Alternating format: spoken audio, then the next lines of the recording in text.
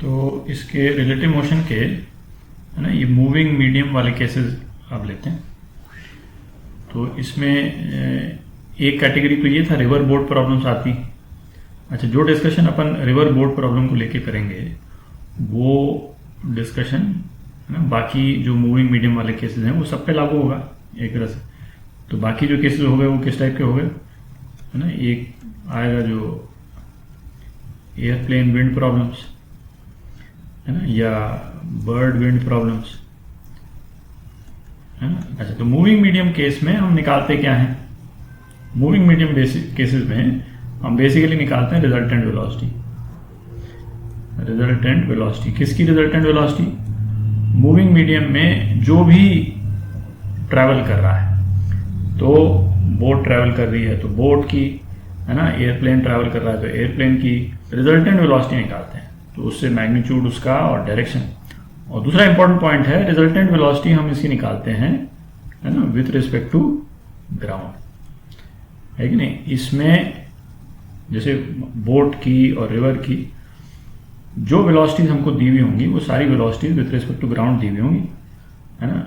Normal case में with respect to ground ही दी हुई होती है, अनलेस वो क्वेश्चन में बता दे कि भाई इस बोट की ये velocity with respect to river है। यदि ऐसा करके लिखा हुआ नहीं है तो यही माना जाता है कि जो भी वेलोसिटी दी हुई वो ग्राउंड के रिस्पेक्ट में दी हुई।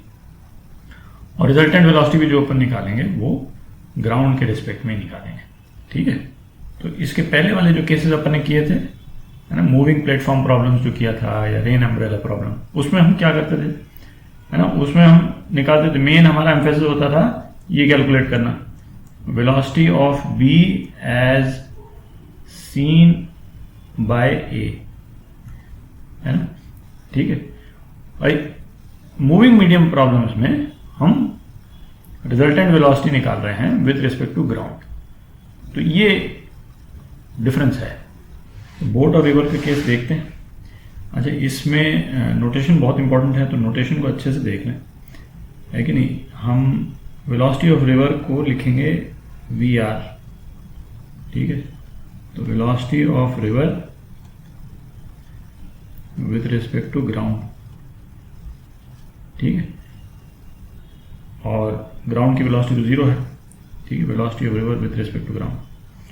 अच्छा, दूसरा वी बी हम लिखेंगे velocity of boat in still water, in still water. इसको क्वेश्चंस में ये भी लिखते हैं velocity of boat relative to water. तो रिलेटिव टू वाटर जहां पे भी लिखा हुआ हो इसका मतलब यही है कि वो स्टिल वाटर, स्टिल वाटर मतलब पानी चल नहीं रहा है, तालाब का पानी है ना, तालाब का पानी बह नहीं रहा है। तो जब पानी नहीं बह रहा हो तब जो वेलोसिटी ऑफ बोट है ये उसकी बात हो रही है, ठीक है।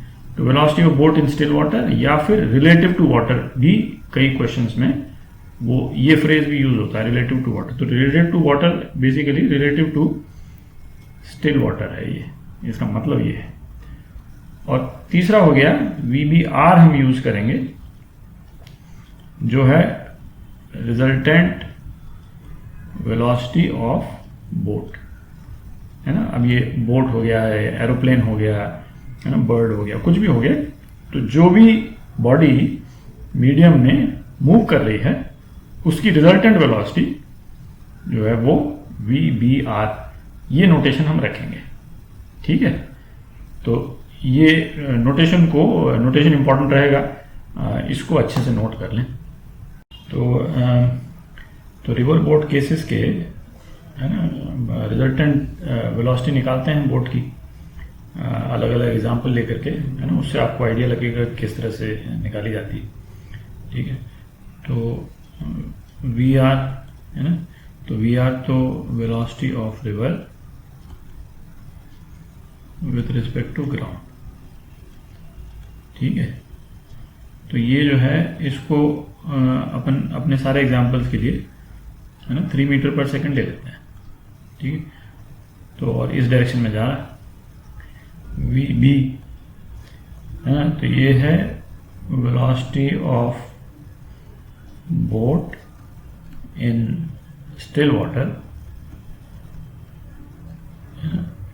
और या फिर ये भी लिखता है relative to water, relative to water is related to still water.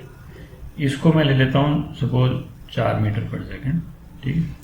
तो इस वाले केस में वेलोसिटी ऑफ बोट रिजल्टेंट ये कितना होगा, दोनों सेम डायरेक्शन में है, तो 3 + 4 7 मीटर पर सेकेंड हो गया, और किस डायरेक्शन में हो गई,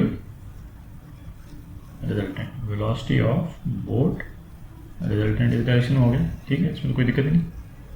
अच्छा, दूसरा केस है ना, बोट इस डायरेक्शन में जा रही और रिवर इस डायरेक्शन में जा रही, तो वेलोसिटी ऑफ बोट रिजल्टेंट ये हो जाएगा velocity of boat minus velocity of river, ठीक है। तो ये जो है वो 1 मीटर पर सेकेंड, ये बहुत सिंपल केसेस हैं, इसलिए मैं आई और जे वगैरह नहीं ले रहा हूँ, है ना। तो दिख ही रहा है तो -i के डायरेक्शन में है, और वैसे ले सकते हैं, पर बहुत सिंपल केस है इसलिए मैं नहीं ले रहा हूँ। तीसरा केस लेते हैं। तो तीसरे केस में बोट जो है वो पॉइंट कर रही है सीधा दूसरे बैंक की तरफ जा रही है ना, परपेंडिकुलर डायरेक्शन में है इसके रिवर के एग्जैक्टली परपेंडिकुलर डायरेक्शन में। तो रिजल्टेंट वेलोसिटी क्या होगी, तो इन्हीं दो वेलोसिटीज का सिंपल वेक्टर एडिशन हो जाएगा, है कि नहीं। तो इसको आप चाहो तो अलग से बना लें, इसको और इसको भी आप इसको ज्वाइन कर लिया, तो नेट कितना हो गया, रिजल्टेंट जो है वो ये हो गया, है कि। तो ये वेलोसिटी ऑफ बोट थी, ये वेलोसिटी ऑफ रिवर थी, और ये वेलोसिटी ऑफ बोट रिजल्टेंट हो गया, है कि नहीं। तो अब मैं इसमें चूँकि अब ये इस टाइप के आ रहे हैं ना, तो वेलोसिटी ऑफ बोट जो है वो 4j है इस केस में, और वेलोसिटी ऑफ रिवर जो है वो 3i है इस केस में, ठीक है। तो वेलोसिटी ऑफ बोट रिजल्टेंट क्या हो जाएगा, दोनों का एडिशन है, वेक्टर सम है, तो कितना हो गया 3i + 4j, ठीक है। तो ये आ गया, तो अब ये भी मालूम चल जाता है कि ये क्या एंगल बना रहा है, बोट जो है बोट का नेट डायरेक्शन ये आ जाएगा, ठीक है। तो ये एंगल जो है, लेकिन इस वेक्टर का जो ये वेक्टर एंगल बना रहा है वही एंगल हो जाएगा। तो ये tan थीटा जो है वो 3/4 हो जाएगा। तो और एक बार हमारे पास में रिजल्टेंट वेलोसिटी आ गई, तो अब ये कुछ भी पूछे तो अब हम बता सकते हैं, ठीक है। तो इसी एग्जांपल में एक दो चीज़ देख लें कि यदि रिवर की विड्थ जो है वो सपोज 30 मीटर है, ठीक है, तो पूछेगा कि दूसरी तरफ जाने में कितना टाइम लगेगा।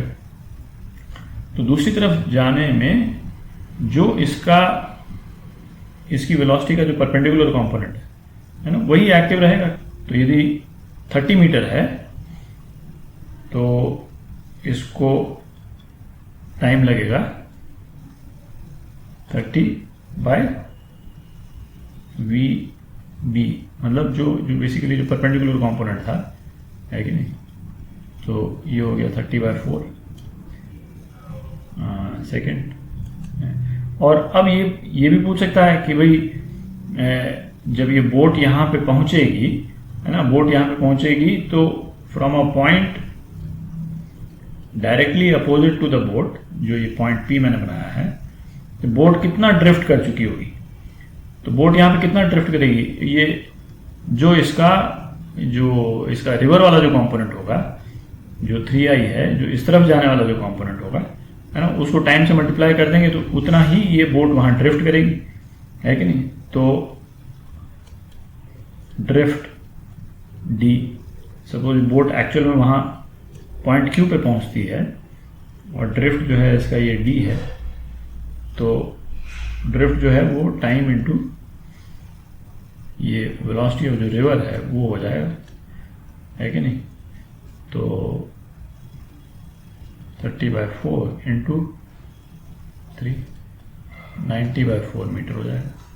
तो इतना डिस्टेंस ट्रैवल कर चुकी होगी बोट जब ये यहाँ पहुँचेगी। ठीक है।